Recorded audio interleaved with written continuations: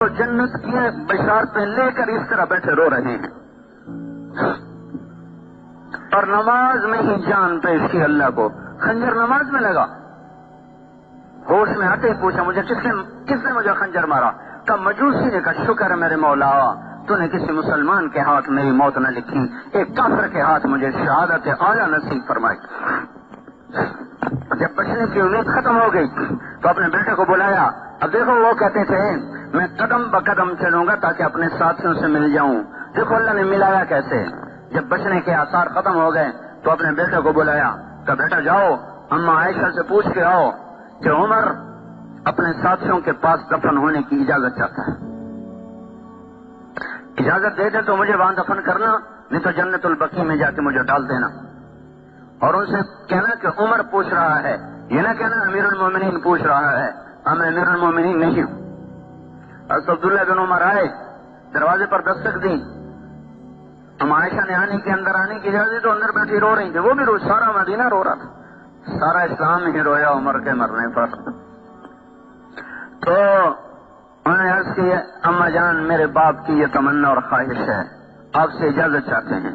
تو حضرت عائشہ رضی اللہ تعالیٰ عنہا رو پڑی.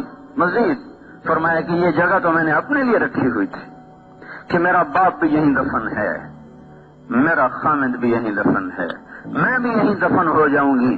لیکن اگر عمر یہ جگہ چاہتے ہیں تو عمر مجھ سے زیادہ اس جگہ کا حقدار ہے، میری طرف سے اجازت. وہ کہہ رہے تھے میں انہی قدموں پہ چلوں گا جس پر وہ دو چلے تھے تاکہ میں ان کے ساتھ مل جاؤں. اب ملنے کے اسباب پیدا ہو رہے ہیں. انہوں نے آ کر بشارت دی، ابا جان ابشر، بشارت ہو، کام بن گیا. کہ نہیں شاید میرے شرم میں اجازت دے دی ہو، جب میں مر جاؤں جنازہ پڑھ چکو جا کے پھر رکھ لینا، ایک دفعہ پھر اجازت مانگنا، اجازت ملے تو لے جانا، نہیں تو واپس لے آنا، بقیع میں ڈال دینا. اتنی بڑی کامیابیوں کے ساتھ یہ شخص جان کی بازی ہار رہا ہے، لیکن ان کے آخری الفاظ سنو. جب محسوس ہوئے سکرات تو فرمایا بیٹا، عبداللہ کی گود میں سر تھا، کہ بیٹا مجھے زمین پہ ڈال دے، میرا سر زمین پہ ڈال دے. تو حضرت عبداللہ بن عمر نے سر زمین پہ ڈال دیا تو اپنے گال مٹی میں رکھ دی، ایسے مٹی میں، اور یوں ملنے لگے ایسے ایسے اور کہنے لگے ویل لک یا عمر ان لم یغفر لک ربک، اے عمر تو برباد ہو گیا اگر تیرے رب نے تجھے معاف نہ کیا.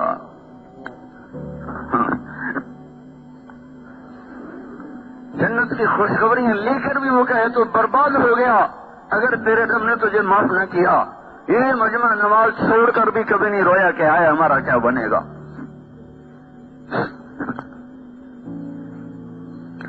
سارا دن ظلم ہی ظلم ہے. ظالم اسی کو نہیں کہتے جو کسی کو مارے اور قتل کرے.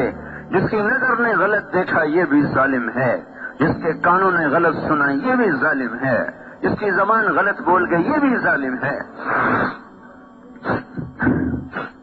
ایسے اونچے انسان، اے اللہ اگر تو نے عمر کو معاف نہ کیا تو عمر ہلاک ہو جائے گا، یہ کہتے کہتے کہتے ویل لک یا عمر ان لم یغفر لک ربک، اور کہیں تھا ویل لک ولامک یا عمر ان لم یغفر لک ربک، عمر تو بھی برباد، تیری ماں بھی برباد اگر تیرے رب نے تجھے معاف نہ کیا.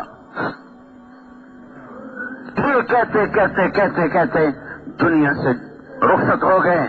یہ وہ لوگ ہیں، یہ وہ ہستیاں ہیں جن پر اسلام بھی فخر کرتا تھا، جن پر فرشتے فخر کرتے تھے، جن پر اللہ فخر کرتا تھا. وہ ساری بشارتیں لے کر اس حال میں ہیں اور ہم سارے حکم توڑ کر ایسے غافل. بھائیو کہیں تو انصاف پہ آؤ، اپنے نفس سے پوچھو تو صحیح کہ کیا کر رہے ہو. اپنی عقل سے سوال کرو، اس سوئے ہوئے ضمیر کو کسی رات کی تنہائی میں بیدار کرو کہ کیا کر رہے ہو، کس چیز پہ محنت کر رہے ہو، کن چیزوں کے پیچھے بھاگ رہے ہو. حضرت صاحب نے جنازہ پڑھایا، پھر جنازہ اٹھا اور حضرت عبداللہ بن عمر نے آ کر اما عائشہ کے دروازے پر رکھ دیا. پھر آگے بڑھے، سارا مجمع پیچھے، یہ آگے بڑھے، دستک دی کہ ام المومنین میرا باپ دروازے پہ حاضر ہو چکا ہے اور اندر آنے کی اجازت چاہتا ہے. حضرت عائشہ رضی اللہ تعالیٰ عنہ نے مرحباً بعمر، مرحباً بعمر، خوش آمدید ہو عمر کے لیے، اپنی اوڑھنی کو اٹھایا اور باہر چلی گئیں، اور صحابہ اندر گئے قبر کھودنے کے لیے۔ حضرت عبداللہ بن عباس فرماتے ہیں کسی نے میرے کندھے پہ ہاتھ رکھا، میں نے پیچھے مڑ کے دیکھا تو حضرت علی کھڑے ہوئے تھے اور ان کی آنکھوں سے آنسو بہ رہے تھے اور کہہ رہے تھے صدق اللہ ورسولہ، سچا ہے اللہ بھی اور اس کا رسول بھی۔